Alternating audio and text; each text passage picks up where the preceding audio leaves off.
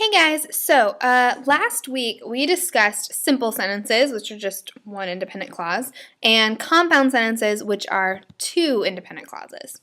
However, we haven't talked about any sentences with dependent clauses. Okay, so complex sentences are sentences with one independent clause and one or more dependent clauses. Okay, so let's look at some examples. Because it was raining, all right, so there I have a dependent clause. I'm just going to italicize my dependent clauses. All right, I got an awubis word to start it out, but I still have my subject and verb. Okay, then I have the ultimate frisbee game was canceled, which is an independent clause, okay, which I'm going to underline.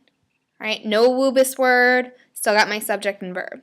All right, so let's look at my next one. The sky was dark as the storm approached. So again, I have one independent and one dependent. I start my dependent clause with my awubis word as, all right, and then I have this independent clause, the sky was dark. Okay, so again, one independent, one dependent. All right, my third sentence, I was exhausted because I stayed up all night studying.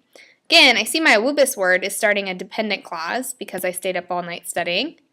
All right, but I still have this independent clause, I was exhausted. So each of them, dependent clause, at least one, and then one independent clause. Okay. Now notice when I put my dependent clause first, I put a comma after it, but I don't have to do that when I put it second. Okay. Now the last type of sentence is called compound complex because it's kind of like you take a compound sentence and a complex sentence and you squish them together. Okay. So a compound or complex sentence takes two or more independent clauses.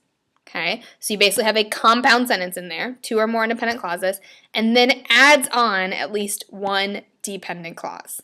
Okay, now let's look at some examples. When the game was over. Okay, I got a dependent clause here because I'm starting it with that awubis word when. Right, now notice I then have a whole nother compound sentence attached to that dependent clause. Okay, I got an independent clause, Seth took the ball. And then I get another one, Larry threw it into the stands. Okay, and notice I have a comma after my dependent clause because I started with a dependent clause, and then I have a comma, fanboys, in between my two independent clauses, like always. Okay, now because I was tired, I went home and I went straight to bed. Again, I'm starting with a dependent clause that starts with an awubis word, and then I have a compound sentence back here at the end. I went home is independent. I went straight to bed is also independent. Okay, so dependent, independent, independent. Now, this one looks a little bit different. The dog was sick, so I took her to the vet when I got off work. Now, I spot an awubis word, so I know that's probably starting a dependent clause.